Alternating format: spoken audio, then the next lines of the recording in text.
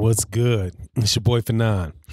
Okay, man. So we got an official date for Danny Garcia. Man, there's so many Garcias up in boxing right now, man. I keep confusing them between Danny Garcia and Mikey Garcia because they're both coming. Fights are both coming up.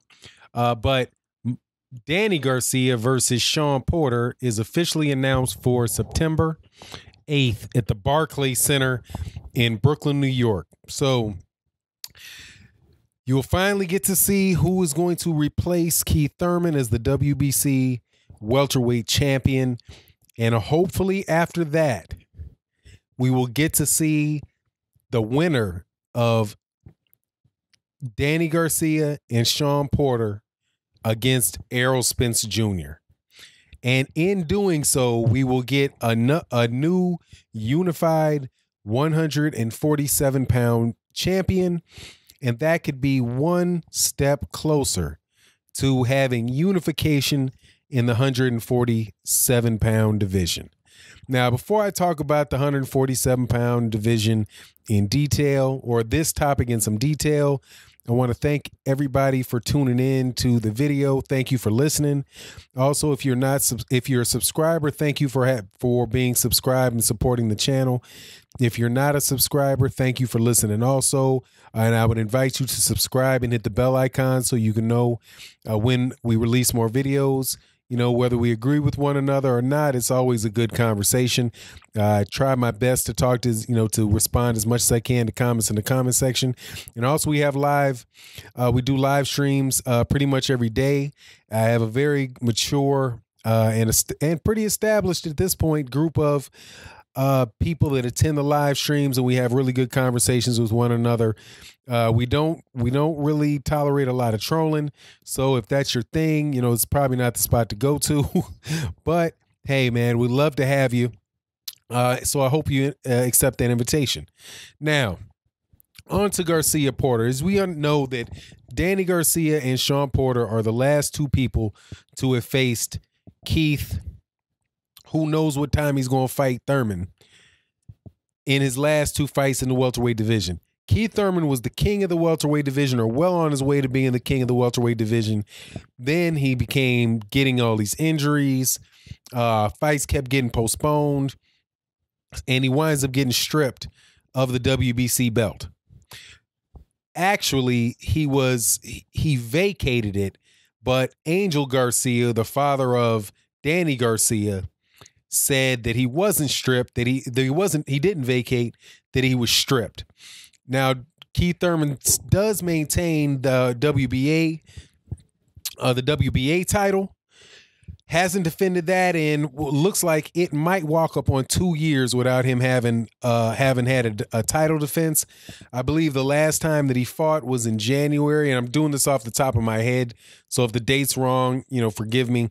But I do believe that the last time he fought was in January. Keith Thurman fought was against Danny Garcia in January of 2017. It is now almost August of 2018, and there's still not been a date announced for the return of Keith Thurman. So if it's not announced, they usually have a few months before, once it's announced, before So we're looking at like September, October, November. That's, if he doesn't get into the ring until November or December, that's just 1 month shy of 2 years without Keith Thurman being in the ring. And in my opinion, the dude needs to they need to do a Lebedev and elevate Keith Thurman into champion in recess, and then let somebody fight for the vacant belt. More than likely what they would do is elevate Manny Pacquiao to the regular title, because I would suspect that they would feel like his fights would bring a larger sanctioning fee. So I anticipate something like that happening soon. But leaving the WBA out of the equation, and as far as the unification for the welterweight division, we have Errol Spence Jr. as the IBF champion. He has been very vocal about wanting to get the winner of the Danny Garcia Shawn Porter bout. That being for the unification of the WBC belt and the IBF belt. Now, the way that the WBC goes, and this is why I think it'd be a really good thing if Errol Spence fought Shawn Porter, the winner of Shawn Porter and Danny Garcia. Because according to the regulations for the WBC, when you beat the WBC champion, and I believe that Errol Spence will beat either Shawn Porter or Danny Garcia, that Errol Spence Jr. will inherit their mandatories. Basically, whatever the WBC was saying that champion needed to do, that being the winner, Danny Garcia or Shawn Porter, and I believe that's going to be Danny Garcia. Danny Garcia or Shawn Porter, whatever their requirements are, mandatories or whatever, what have you, then are inherited by Errol Spence Jr. If and when he wins that belt. And the way that the situation happened with Keith Thurman is that Keith Thurman gets a shot at the WBC belt when he comes back, knowing that Keith Thurman is going to take at least 2 tune-up fights at this point before he's ready to fight Danny Garcia or Shawn, the winner of Danny Garcia, Shawn Porter. You know, that means that they're going to, if they win that fight, whoever that winner of that fight is going to have at least one fight before that. And I would hope and I would believe that the pressure would be on them from Showtime, who was basically the people that are paying a significant amount of the money to them for the fights, that the pressure would be put on by Showtime and the boxing public for that to be Errol Spence.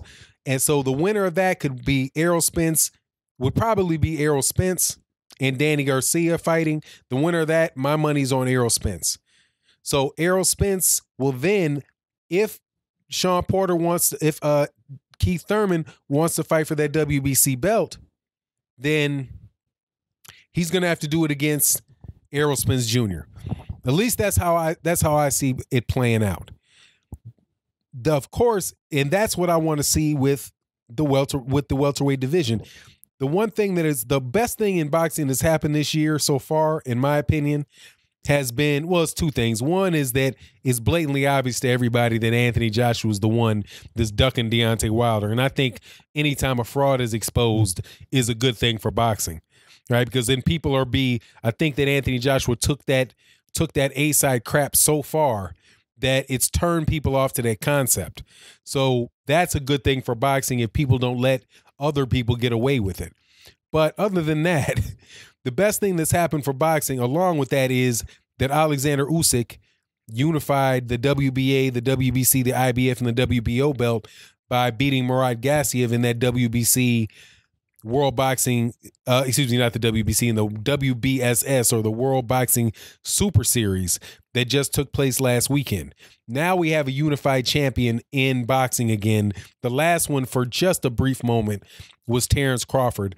The last person to defend a unified belt, was a unified championship, was Jermaine Taylor when he beat Bernard Hopkins in the rematch. And of course, Bernard Hopkins, I think, might have defended the undefeated, the unified a couple times, because it was after he fought De La Hoya and Trinidad and all that he got that. So I know he had 20 title defenses, 20 middleweight title defenses, but I'm not sure how many of that was, a unified champion, defending it as a unified champion. But anyway, that's a really good thing going on in boxing, is Alexander Usyk. But this, I do believe, setting up for 2019 for unification of the welterweight division. I mean, this is a good step, and it's what I'm really looking forward to. I don't want to see, and I've said this on other videos, and I'm gonna maintain it because this is my opinion. I don't want to see Mikey Garcia come up to 147 pounds and fight somebody for a belt. If it's not a unification fight for the champions, if it's not a mandatory and it's not a unification fight, if it's not a unification fight or a mandatory defense, I don't think that I don't want to hear about any champion fighting anybody. And there I am biting off my man Blood Boxing because he said that in his video, and I think he stated it very, very well. For every champion in boxing right now, it should be either mandatory or unification. Mandatory or unification. Unless somebody ducks you. So as I'm saying this, Deontay Wilder is tried to fight Anthony Joshua. Anthony Joshua ducked him. So now there's Dominic Breazeale. He could take that mandatory and get that mandatory out of the way, or he could wait for that mandatory to be called. And because he tried his best to get a unification fight, then he should be able to take that fight. But he was calling for unification, just wasn't able to do it. Right?